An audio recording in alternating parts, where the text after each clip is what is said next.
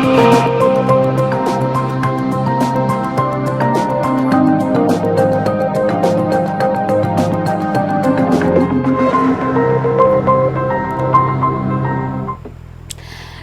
मैं हूं आपके साथ Neha Dubey. Courts this week में आपका बहुत स्वागत है। इस बुलेटिन में अगले आधे घंटे हम आपको कोर्ट से जुड़ी इस हफ्ते की बड़ी खबरों से करवाएंगे रूबरू। तमाम कोर्ट की कार्रवाई और सुप्रीम कोर्ट से लेकर हाई कोर्ट्स और लो कोर्ट्स तक के फैसलों को रखेंगे आपके सामने।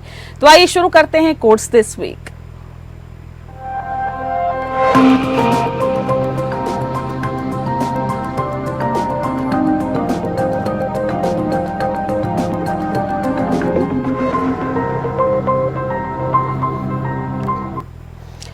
शराब नीति केस में राउज एवेन्यू कोर्ट ने दिल्ली के सीएम अरविंद केजरीवाल की ईडी कस्टडी 4 दिन और बढ़ा दी है। वे अब 1 अप्रैल तक हिरासत में रहेंगे। सुनवाई के दौरान केजरीवाल ने खुद अपने केस की पैरवी की। वे ऐसा करने वाले देश के पहले सिटिंग सीएम बन गए हैं। बता दें आपको कि केजरीवाल ने अपनी गिरफ्तारी का विरोध करते हुए कहा कि इस केस में मेरा नाम सिर्फ 4 जगह आया है, 4 स्टेटमेंट दिए गए और उनमें से कोर्ट के सामने वो बयान लाया गया जिसमें मुझे फंसाया गया। क्या ये 4 स्टेटमेंट एक मुख्यमंत्री को गिरफ्तार करने के लिए काफी है? इसके जवाब में ईडी ने कहा कि मुख्यमंत्री कानून से ऊपर नहीं है। वहीं कोर्ट में पेशी के लिए जाते वक्त उनसे पूछा गया कि एलजी ने कहा था कि सरकार जेल से नहीं चलेगी। इसके जवाब में केजरीवाल ने कहा कि ये पॉलिटिकल षड्यंत्र है, जनता इसका जवाब देगी।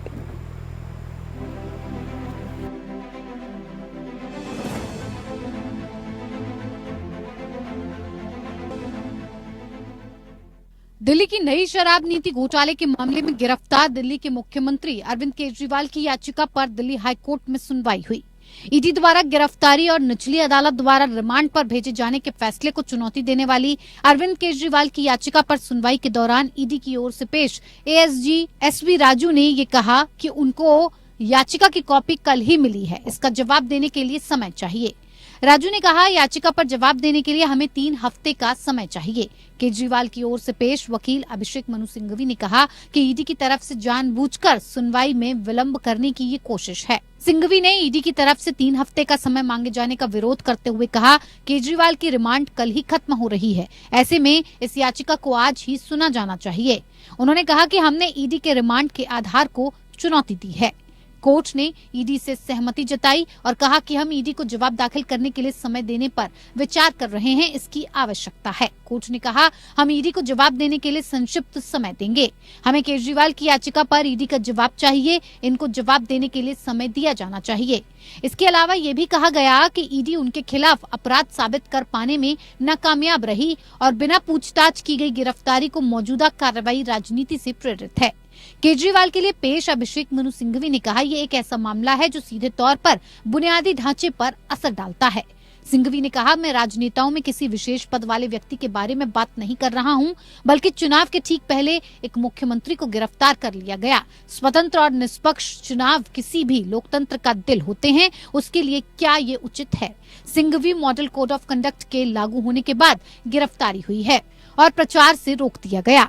एक मुख्यमंत्री को चुनाव के पहले गिरफ्तार कर लिया गया। निष्पक्ष चुनाव मूलभूत ढांचे के दायरे में आता है। सिंघवी ने कहा, समान अवसर स्वतंत्र और निष्पक्ष चुनाव की बुनियादी ढांचे का हिस्सा है। यदि इनमें से कोई भी प्रभावित होता है तो वो बुनियादी संरचना पर प्रतिकूल प्रभाव डालते हैं। सिंघवी ने आगे ये भी कहा कि आचार संहिता लागू होने के बाद इस गिरफ्तारी का उद्देश्य चुनाव में किसी भी सक्रिय भूमिका से अक्षम करना है और आप पहला वोट डालने से पहले किसी प्रकार से जीत हासिल करना चाहते हैं। सिंघवी ने कहा कि मुझे तुरंत रिहा किया जाए क्योंकि मेरी गिरफ्तारी का आधार ही दोषपूर्ण है। उन्होंने कहा कि हमारा सवाल ये है कि ये सब अभी क्यों? एक व्यक्ति को चुनाव प्रचार करने से रोक दिया गया है। पहले समन से दूसरे समन के बीच 6 महीने के दौरान एक भी स्टेटमेंट दर्ज नहीं किया गया। ये साफ है कि ईडी का एक ही मकसद है कि केजरीवाल और आम आदमी पार्टी को राजनीतिक रूप से निष्क्रिय कर दिया जाए। उन्होंने कहा कि सवाल मुख्यमंत्री की गिरफ्तारी का नहीं बल्कि समय को लेकर है। कोर्ट ने पूछा, मुझे समझना है कि दलील किस बात पर दी जा रही है। क्या हम मुख्य याचिका पर ईडी को नोटिस जारी कर जवाब मांगें उन्होंने कहा कि पीएमएलए के सेक्शन 19 के तहत गिरफ्तारी के लिए जरूरी शर्तें हैं, जिनके बाद ही गिरफ्तारी हो सकती है। उन पर ये केस खरा नहीं उतरता क्योंकि कोई मेरे खिलाफ ईडी के पास पुख्ता साक्ष्य नहीं है। सिंघवी ने कहा, मैंने पहले भी कहा था कि वीडियो कॉन्फ्रेंसिंग से पूछताछ कर सकते हैं, लेकिन ऐसा नहीं किया गया। अब गिरफ्तार करने के बाद कहते हैं कि सबूतों के साथ छेड़छाड़ कर सकते हैं, जबकि इस मामले में गिरफ्तारी की जरूरत ही नहीं थी। सिंघवी ने सरकारी गवाह बने लोगों के बयान की विश्वसनीयता पर सवाल उठाते हुए कहा, इस मामले में जो भी आरोपी सरकारी गवाह बनने के लिए तैयार हो जाता है और उनके मनमाफिक बयान देने के आधार पर उसके राहत के लिए ईडी उसकी जमानत अर्जी का विरोध नहीं करती। सिंघवी ने कहा कि दुर्भाग्यवश ईडी ही संबंधित अपराध का प्रमुख जांच करता है। ईडी उस अपराध की जांच कर रहे हैं जिसकी जांच सीबीआई भी कर रही है, जबकि केजरीवाल पर अप्रत्यक्ष रूप से आरोप लगाए जा रहे हैं। दिल्ली हाईकोर्ट में दाखिल अरविंद केजरीवाल ने जेल से तुरंत रिहाई और उनकी ईडी की रिमांड को रद्द किए जाने की मांग करते हुए अपनी याचिका में कहा है कि ईडी द्वारा उनकी गिरफ्तारी ने उनके आधारभूत और मानवाधिकारों का हनन किया है। Bureau report. दिल्ली हाईकोर्ट ने अरविंद केजरीवाल को सीएम पद से हटाने वाली अर्जी पर बड़ी राहत दी है। दिल्ली हाईकोर्ट ने केजरीवाल को सीएम पद से हटाने की अर्जी को खारिज कर दिया है। हाईकोर्ट का कहना है कि सियासी मामले में न्यायिक दखल की जरूरत नहीं है। हमें राष्ट्रपति या उपराज्यपाल को कोई मार्गदर्शन नहीं देना है। कार्यकारी शाखा राष्ट्रपति शासन लागू करती है और उनका मार्गदर्शन करना अदालत का काम नहीं है। हाईकोर्ट ने यह भी कहा कि दिल्ली के उपराज्यपाल इस मामले को देखेंगे और फिर वह राष्ट्रपति को इसकी रिपोर्ट भेज सकते हैं।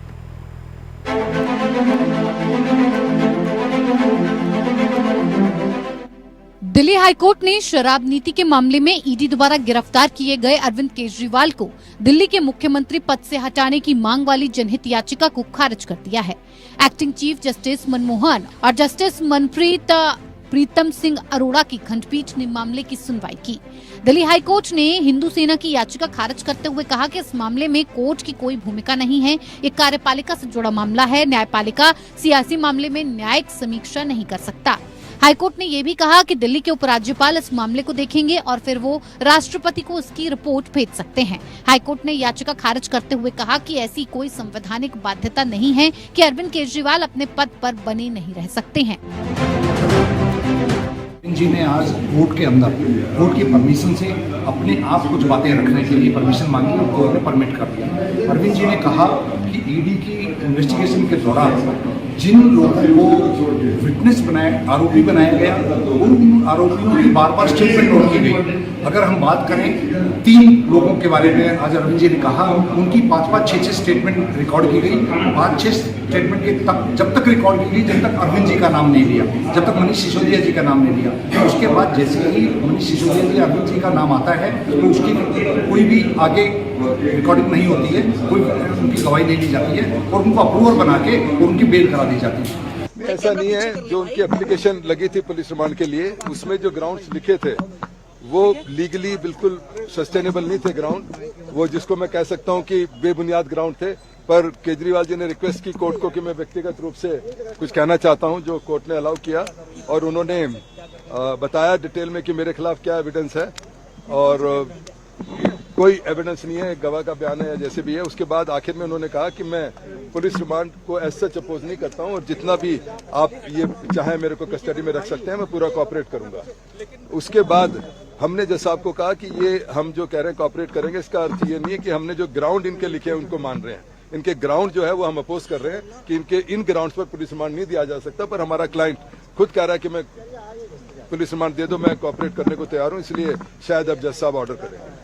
ये याचिका दिल्ली निवासी सुरजीत सिंह यादव ने दायर की थी, जो खुद को किसान और सोशल एक्टिविस्ट बताते हैं। उन्होंने दावा किया कि वित्तीय घोटाले के आरोपी मुख्यमंत्री को सार्वजनिक पद पर बने रहने की अनुमति नहीं दी जानी चाहिए। यादव ने जनहित याचिका में कहा कि केजरीवाल के पद पर बने रहने से न केवल कानून की उचित प्रक्रिया में बाधा उत्पन्न होगी और न्याय की प्रक्रिया बाधित होगी, बल्कि राज्य में संवैधानिक मशीनरी भी ध्वस्त हो जाएगी, क्योंकि केजरीवाल से उनके कारावास के कारण संविधान के अनुच्छेद 163 और 164 के अधिकांश हिस्से से खिलाफ है। इसके अलावा याचिका में कहा गया कि राष्ट्रीय राजधानी क्षेत्र दिल्ली सरकार के कामकाज का लेन देन नियम 1993 मुख्यमंत्री को कैबिनेट के किसी भी विभाग से फाइलें मंगाने का अधिकार देता है। अगर केजरीवाल मुख्यमंत्री बने रहते हैं तो उन फाइलों की जांच की मांग करना उनके अधिकारों के दायरे में रहेगा, जिनमें उन्हें आरोपी बनाया गया। केजरीवाल जी अपने पद पे रहते हुए जेल से मुख्यमंत्री पद का निर्वाह नहीं कर सकते, क्योंकि जेल में ना तो वे फाइल मंगा सकते, ना सीक्रेसी जो गोपनीयता की वो शपथ लेते हैं उस शपथ का निर्वाह हो सकता, क्योंकि वह फाइलें अलग अलग लोगों के हाथों से निकलती हुई मुख्यमंत्री जी के पास जाएंगी। और उसके बाद जो दिल्ली में कोई भी आपदा आती है, जैसे बाढ़ आ गई या कोरोना आ गया, तो कोई भी आपात मीटिंग कैबिनेट की मुख्यमंत्री जी नहीं ले पाएंगे, क्योंकि वे जेल में हैं। और इस प्रकार से दिल्ली प्रशासन का, दिल्ली प्रदेश का जो भी शासन है वह पंगु हो जाएगा। इसके लिए उनको इस्तीफा देना आवश्यक है, ये हमारी मांग थी पीआई। इसके बाद केजरीवाल को गिरफ्तार होने के बाद मुख्यमंत्री पद से हटाने की मांग वाली याचिका को दिल्ली हाई कोर्ट ने खारिज कर दिया। Bureau report, APN.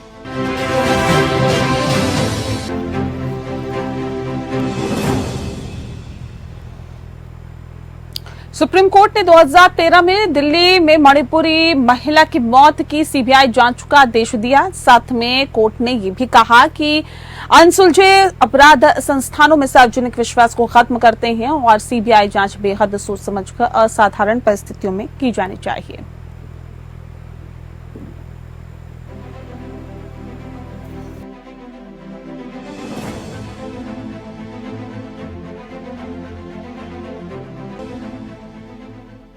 Supreme court ने 2013 में दिल्ली में मणिपुरी महिला की मौत की सीबीआई जांच का आदेश दिया है। ऐसा करते हुए कोर्ट ने सीबीआई जांच की जरूरतों पर टिप्पणी भी की है। सुप्रीम कोर्ट ने माना है कि संवैधानिक अदालतों की जांच को सीबीआई को स्थानांतरित करने की शक्ति का प्रयोग संयमित तरीके से और असाधारण परिस्थितियों में किया जाना चाहिए।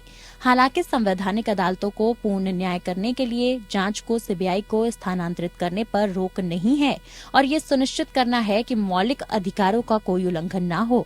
ऐसा देखते हुए न्यायालय ने 2013 में हुई मणिपुर की 25 वर्षीय महिला की मौत की जांच दिल्ली में स्थानांतरित कर दी है। आपको बता दें कि जस्टिस जेके माहेश्वरी एवं जस्टिस सुधांशु धूलिया ने कहा, अपीलकर्ताओं के मन में किसी भी संदेह को दूर करने और वास्तविक दोषियों को न्याय के कटघरे में लाने के लिए इस मामले को सीबीआई को सौंपने की जरूरत है। सुप्रीम कोर्ट की यह टिप्पणी दिल्ली हाईकोर्ट के फैसले के खिलाफ मृतक के परिजनों की याचिका पर फैसला करते समय आई, जिसने जांच को दिल्ली पुलिस से सीबीआई को स्थानांतरित करने की उसकी मांग को खारिज कर दिया। मामला 25 वर्षीय लड़की की हत्या के मामले की जांच से संबंधित है, जो अपने कमरे में मृत पाई गई और उसके शरीर के चारों ओर खून बिखरा हुआ था। मृतक बच्ची के परिजनों को मकान मालिक पर वारदात करने का शक है। हालांकि हाईकोर्ट ने अपीलकर्ता के आवेदन को ये कहते हुए खारिज कर दिया कि केवल इसीलिए कि मकान मालिक के परिसर की पहुंच मृतक के कमरे तक थी, ये नहीं कहा जा सकता कि वे अपराध करने के दोषी हैं। इस तथ्य पर विचार करते हुए कि मृतक के शरीर के चारों ओर खून बिखरा हुआ और एक युवा लड़की द्वारा आत्महत्या करने का कोई कारण नहीं मिलने पर सुप्रीम कोर्ट ने कहा कि प्रथम दृष्टता ये आत्महत्या का मामला नहीं लगता, बल्कि ये एक मानव वध की मौत है, जिसके लिए दोषियों पर कार्यवाही की आवश्यकता है। अदालत ने जांच को एसआईटी से सीबीआई को स्थानांतरित करते हुए पश्चिम बंगाल राज्य और अन्य बनाम लोकतांत्रिक अधिकार संरक्षण समिति, पश्चिम बंगाल और अन्य के अपने फैसले का हवाला दिया।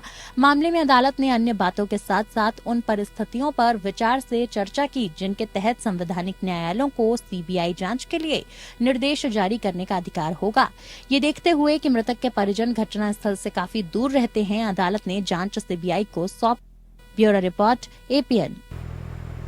बटर चिकन और दाल मखनी जैसे खास और नामी भारतीय व्यंजनों के आविष्कार पर विवाद ने दरियागंज रेस्टोरेंट के मालिक के साथ दिल्ली उच्च न्यायालय का दरवाजा खटखटाते हुए एक नया मोड़ ले लिया है, जिसमें आरोप लगाया गया है कि मोती महल रेस्टोरेंट श्रृंखला के मालिकों ने उनके खिलाफ अपमानजनक और निंदात्मक बयान दिए हैं।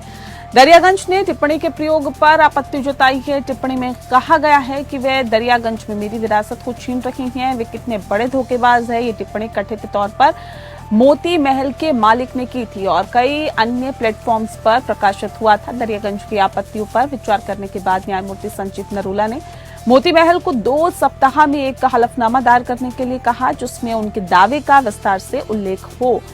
उन्होंने कभी ऐसा आरोप नहीं लगाया और विवादित बयान से खुद को दूर करने का प्रयास किया। कोर्ट ने आदेश दिया कि 2 सप्ताह के भीतर दाखिल किया जाए। मोती महल ने बटर चिकन और दाल मखनी जैसे व्यंजनों के आविष्कार के दावों पर दरियागंज पर मुकदमा दायर किया था और मोती महल के मालिकों ने तर्क दिया कि उनके पूर्वज इन व्यंजनों के साथ आए थे और इसीलिए दरियागंज टैगलाइन बटर चिकन और दाल मखनी के आविष्कार का उपयोग नहीं कर सकते हैं। हाईकोर्ट ने उस मुकदमे में समन जारी किया था। हालांकि दरियागंज ने अब मुकदमे में एक आवेदन दायर किया है जिसमें चिंता जताई गई है कि मीडिया में कार्रवाई की रिपोर्ट किए जाने के बाद मोती महल के मालिकों ने अपमानजनक बयान दिए जो न केवल भारतीय बल्कि अंतर्राष्ट्रीय प्रेस में भी रिपोर्ट किए गए थे। अदालत ने कहा कि इस तरह के बयान विशेष रूप से मोती महल के मुकदमे के संदर्भ में न केवल दरियागंज के व्यवसाय को नीचे दिखाता है बल्कि निष्पक्ष निर्णय को भी पूर्वाग्रहित करते हैं और इसीलिए मोती महल और उसके मालिकों को अपमानजनक बयानों को वापस लेने और उन्हें समाचार प्लेटफॉर्म से हटाने के लिए तत्काल सुधारात्मक कार्रवाई करनी चाहिए।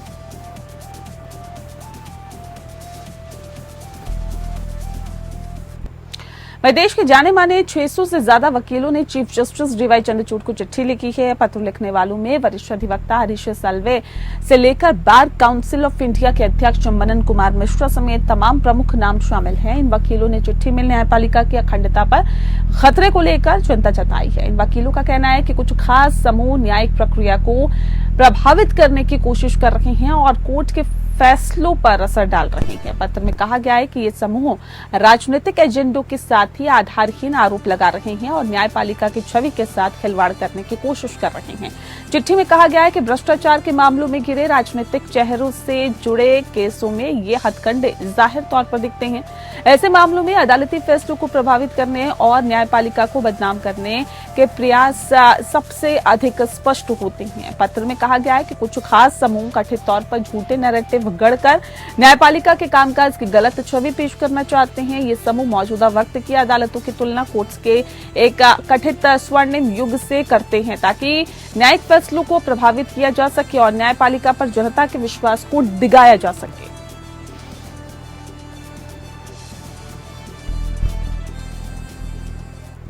बसपा विधायक राजूपाल हत्या से 7 आरोपियों को सीबीआई लखनऊ की कोर्ट ने आजीवन कारावास की सजा सुनाई है। आरोपियों में माफिया अतीक अहमद के 3 शार्प शूटर फरहान, आबिद और अब्दुल कवी के शामिल बताए जा रहे हैं। इसके अलावा जावेद, इसरार, रंजीत पाल और गुल हसन को भी कोर्ट ने उम्र कैद की सजा सुनाई है। हत्याकांड के 2 आरोपी माफिया अतीक अहमद और अशरफ की मौत हो चुकी है। 6 आरोपियों को कोर्ट ने उम्र कैद की सजा सुनाई है जबकि एक अन्य आरोपी फरहान को अदालत ने आर्म्स एक्ट में 4 साल की सजा सुनाई है।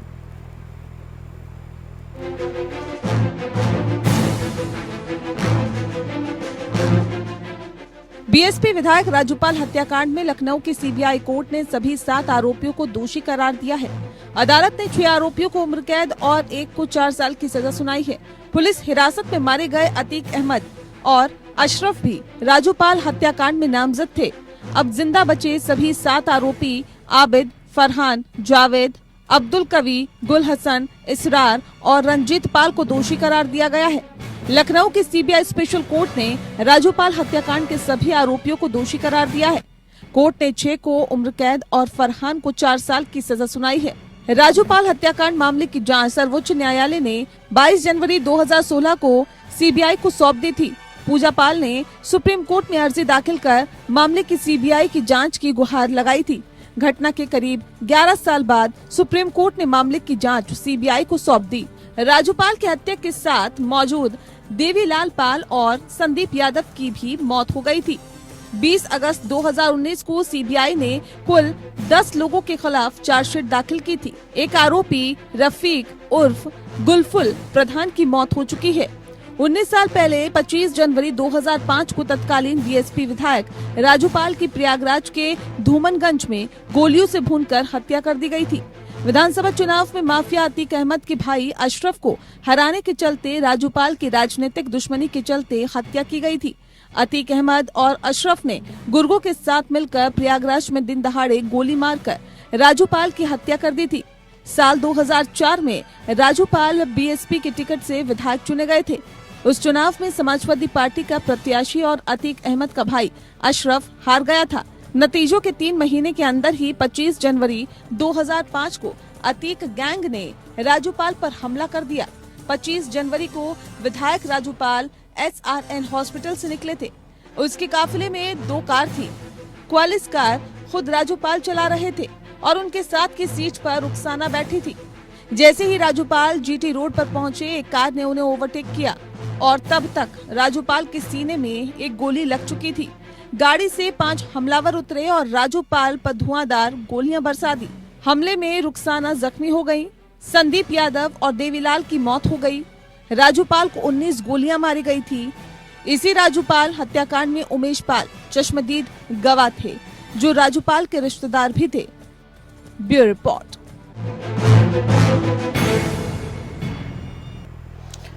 और इसी के साथ कोर्ट्स दिस वीक में फिलहाल इतना ही। नमस्कार।